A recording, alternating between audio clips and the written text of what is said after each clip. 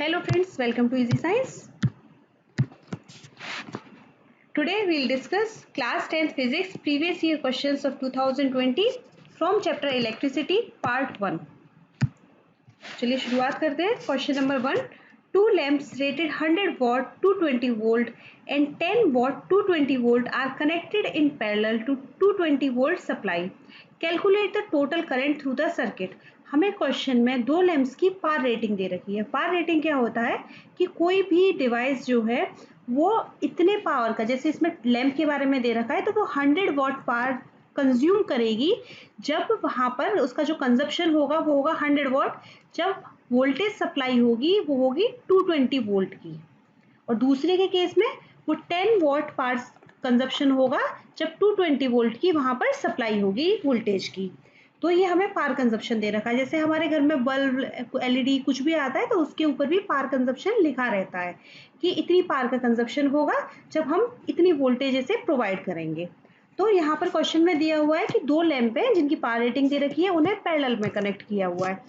हमेशा जब पैरेलल में कनेक्ट करते हैं तो वोल्टेज सप्लाई पूरी ही सर्किट में बराबर रहती है. जो दो लैंप हैं दोनों के पास जो वोल्टेज पहुंचेगी वो बराबर पहुंचेगी.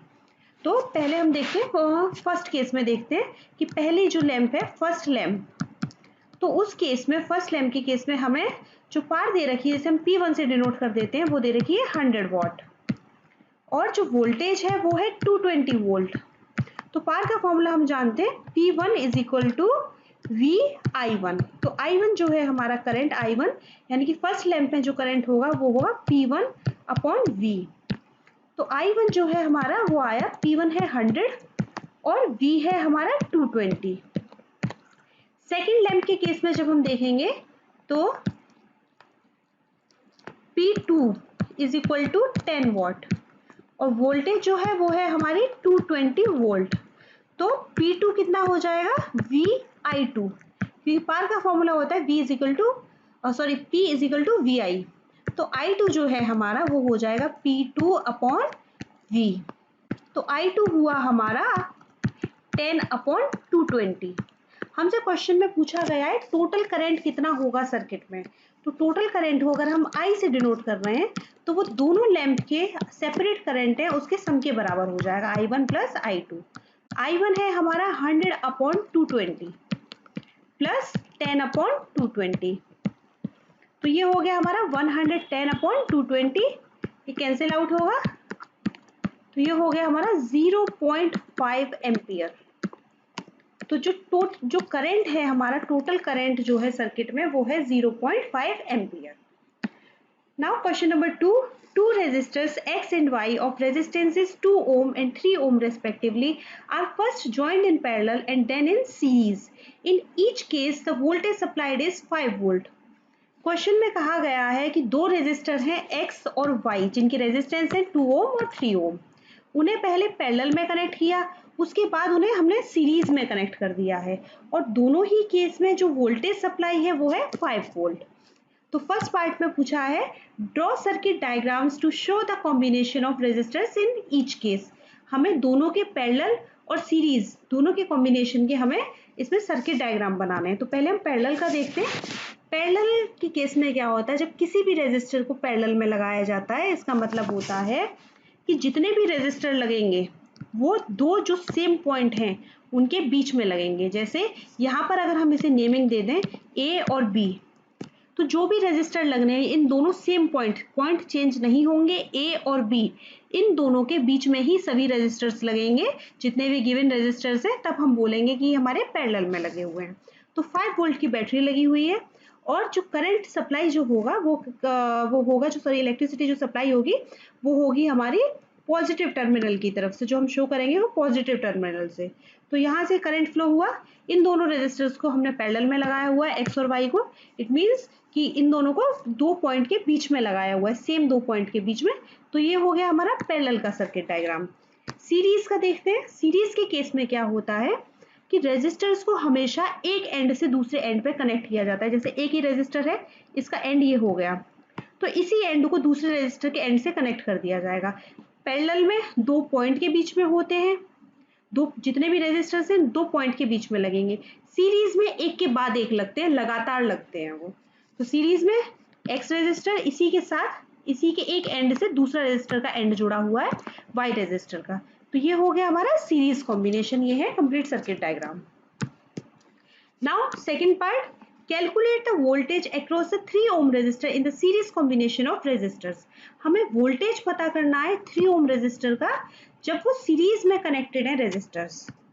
तो इधर हम देखते हैं सीरीज में कनेक्टेड है रेजिस्टर्स।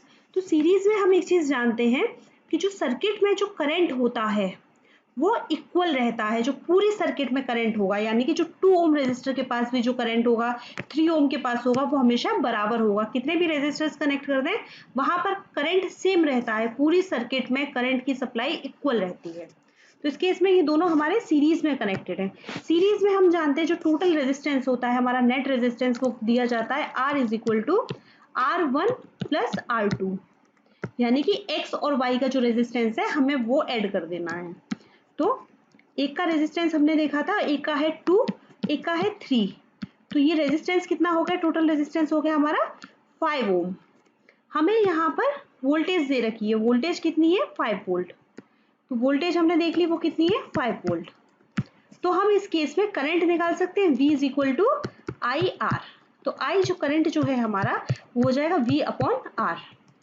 तो V है हमारा 5 और जो नेट रेजिस्टेंस आया वो भी है 5। तो करंट कितना हो गया हमारा 1 एम्पियर। तो जो सर्किट में जो करंट फ्लो हो रहा है पूरे सर्किट में वो है 1 एम्पियर। अब क्वेश्चन में पूछा गया है कि जो 3 ओम रेजिस्टर है उस पर वोल्टेज कितना पहुंचेगा, क्योंकि पैरेलल के केस में वोल्टेज सेम रहता है लेकिन करंट डिफरेंट होता है, लेकिन सीरीज में क्या होता है करंट हमेशा सेम रहता है, वोल्टेज डिफरेंट होता है। तो हमें 3 ओम रेजिस्टर के हमें वोल्टेज पता करना है। तो 3 ओम रेजिस्टेंस जिसका है उसका रेजिस्टर हम पता करते हैं। तो रेजिस्टेंस जो है हमें, जैसे मान लीजिए हम R1 से डिनोट कर दें तो वो है 3 ओम। तो यहाँ पर इस केस में वोल्टेज कितना हो जाएगा V is equal to I R1। तो I हो गया हमारा 1 इंटू 3, तो यानी कि वोल्टेज जो हो गया वो हो गया हमारा 3 वोल्ट। तो 3 ओम रेजिस्टर में जितना वोल्टेज अप्लाई जो हो रहा है, जो वोल्टेज पहुंच रहा है उससे है वो 3 volt. Now question number 3, the values of milli ampere and micro ampere. तो जो हमारा मिली एम्पियर होता है 1 मिली एम्पियर वो होता है हमारा 1 अपॉन 1000 एम्पियर के बराबर। तो यानी कि 1 मिली एम्पियर जो है वो हो गया हमारा 10 to the power minus 3 ampere. और वहीं पर जो माइक्रो एम्पियर है 1 माइक्रो एम्पियर वो होगा हमारा 1 अपॉन 10 लाख, यानी 10 टू द पावर 6 एम्पियर। तो 1 जो माइक्रो एम्पियर है हमारा वो हो जाएगा 10 to the power minus 6 ampere. It means option B is correct. Milli ampere जो है वो है 10 to the power minus 3 ampere के बराबर, और जो माइक्रो एम्पियर है वो है 10 to the power minus 6 ampere के बराबर। Now question number 4, how is an ammeter connected in an electric circuit? एक एमीटर को इलेक्ट्रिक सर्किट में कैसे लगाया जाता है? तो एमीटर हमारी वो डिवाइस है जो कि करंट मेजर करती है कि कितना करंट फ्लो हो रहा है। तो एमीटर को हमेशा सीरीज में लगाया जाता है। किसी भी सर्किट में जब एमीटर को लगाया जाएगा तो वो सीरीज में लगाया जाएगा। फॉर एग्जाम्पल जैसे रेजिस्टर है, तो जो इस रेजिस्टर के साथ अगर हमें कोई भी कंप्लीट सर्किट बनानी है तो वो सीरीज में लगेगा एमीटर हमेशा। ऐसे हमारी वो हमारा सर्किट डायग्राम ऐसे हो गया, इधर हमने बैटरी लगा दी है तो ये हमेशा सीरीज में लगेगा एमीटर। तो इस चीज को याद रखिएगा कि एमीटर हमेशा सीरीज में लगता है और वोल्ट मीटर जो होता है वो हमेशा पैरेलल में लगता है। Thank you for watching this video.